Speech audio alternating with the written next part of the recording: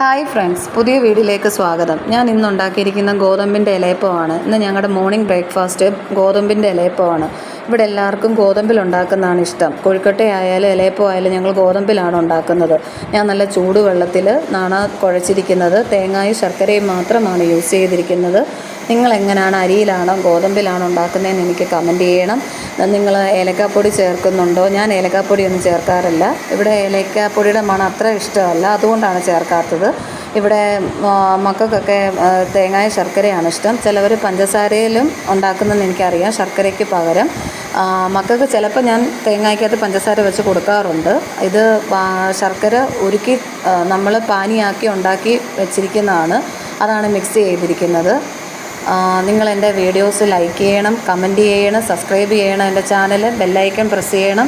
നിങ്ങളുടെ ഓരോരുത്തരെയും പിന്തുണയാണ് എനിക്ക് മുന്നോട്ട് പോകാൻ പറ്റത്തുള്ളൂ. എല്ലാവരും എന്നെ സപ്പോർട്ട് ചെയ്യണം.